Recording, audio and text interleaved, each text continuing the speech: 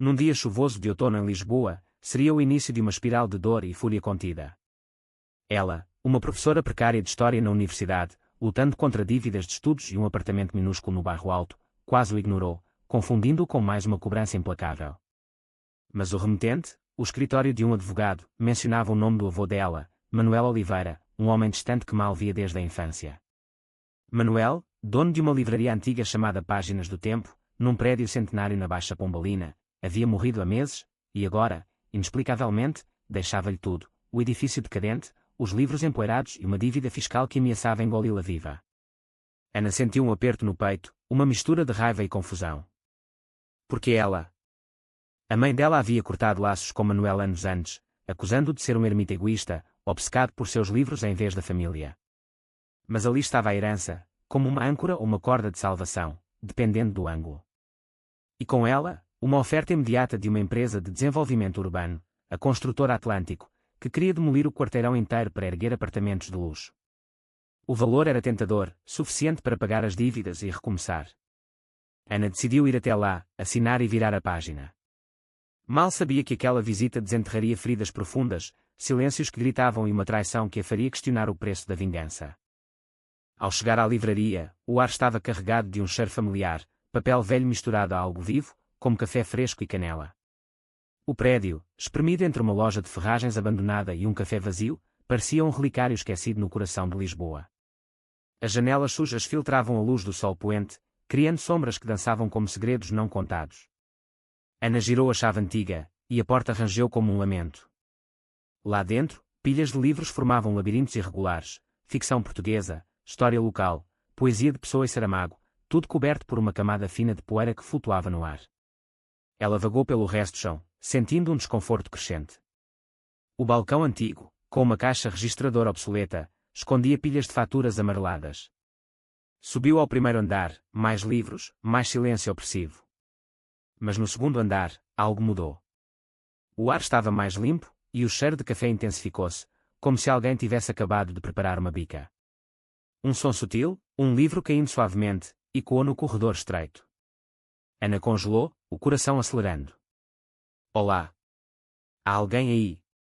Sua voz saiu trêmula, e quando no vazio? Nada. Apenas o rangido da madeira velha e o trânsito distante da Rua Augusta. Convencendo-se de que era imaginação, virou-se para descer, mas viu, numa mesa pequena junto à janela, uma xícara de café fumegante, que não estava lá segundos antes. O vapor subia como um fantasma, e Ana sentiu um pânico surdo crescer.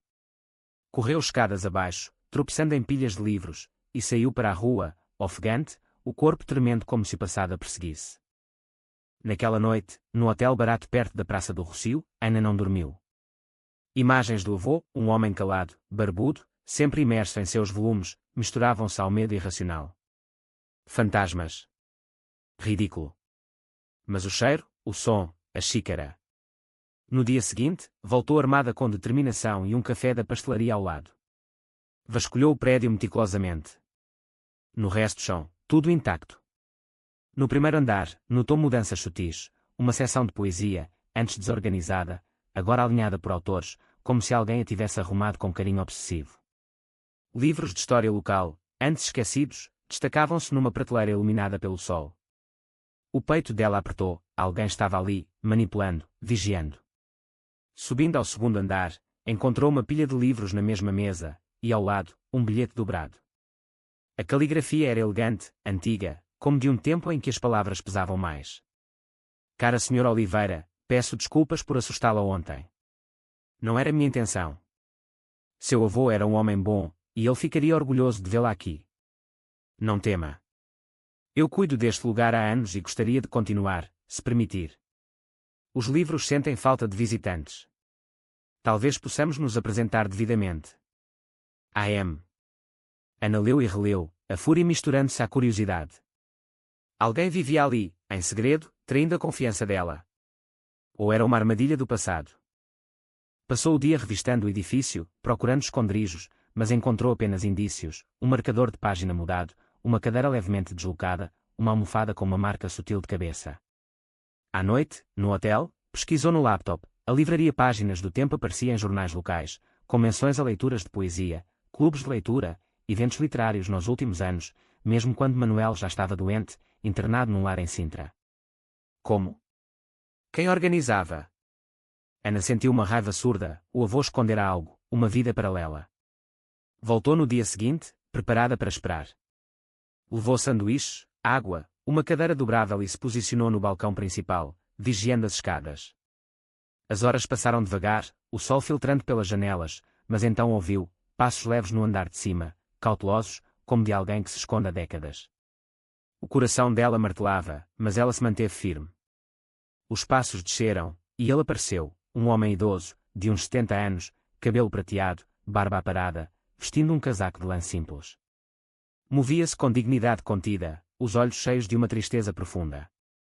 Senhor Oliveira, disse ele, a voz suave com um sotaque lisboeta antigo. Sou António Mendes. Acho que encontrou o meu bilhete. Ana levantou-se devagar, contendo a tremura. Senhor Mendes, precisamos conversar. Ele assentiu, um sorriso triste nos lábios. Sim. Quer um chá? Estava prestes a ferver a água. Seguiu escadas acima, até uma porta oculta atrás de uma estante no primeiro andar. O apartamento era pequeno, mas impecável, cozinha minúscula, sala com livros por toda parte, plantas nas janelas e quadros de paisagens alentejanas. Tudo respirava uma vida solitária, mas cuidadosa.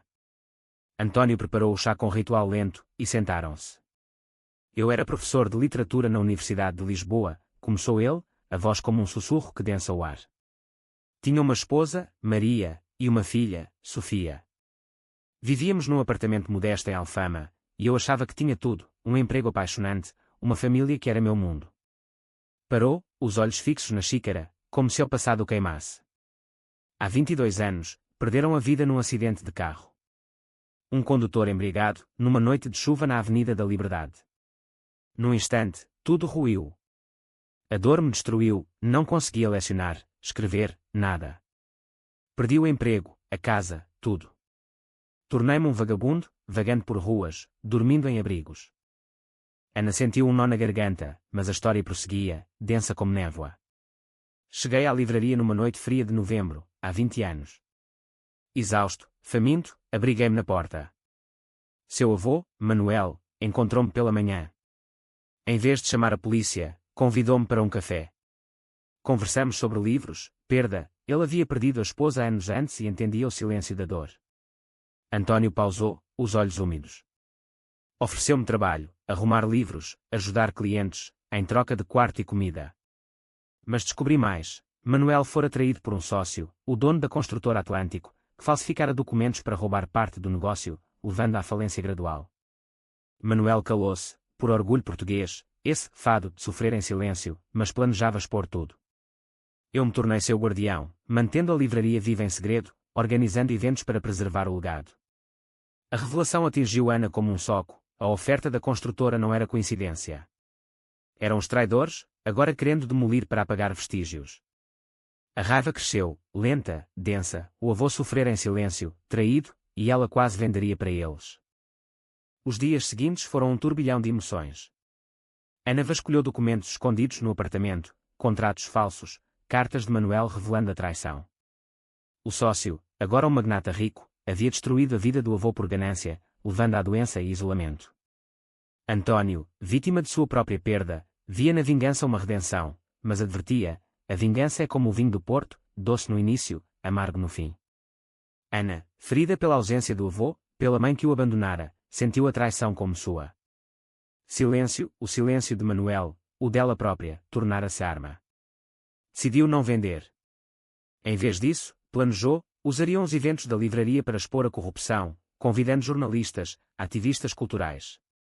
A tensão cresceu, drama após drama, ameaças anônimas da construtora, noites insones onde Ana questionava se a vingança valia o preço de sua sanidade. António, com sua dor antiga, tornava-se mentor, mas o peso o envelhecia mais. O clímax explodiu numa leitura de poesia lutada, organizada em segredo. Ana, no palco, revelou os documentos, a traição, as falsificações, o roubo que matara o espírito de Manuel. A multidão, lisboetas comuns, intelectuais, repórteres, explodiu em indignação. A construtora, exposta, enfrentou investigações judiciais, multas pesadas sob as leis portuguesas de corrupção. O magnata perdeu tudo, sua reputação em farrapos. Mas o preço veio. Ana, consumida pela fúria, perdeu amigos que a viam como obcecada. António, revivendo sua perda, sofreu um colapso, hospitalizado. A livraria sobreviveu, reaberta como centro cultural, mas Ana carregava cicatrizes, o silêncio agora era dela, um vazio onde a vingança deixara cinzas. No entardecer chuvoso, fechando as portas, pensou no avô, a traição fora vingada, mas a dor, eterna. Como diz o ditado português, quem espera sempre alcança, mas nem sempre o que deseja. A herança não era salvação, mas uma lição cruel sobre o custo de romper o silêncio.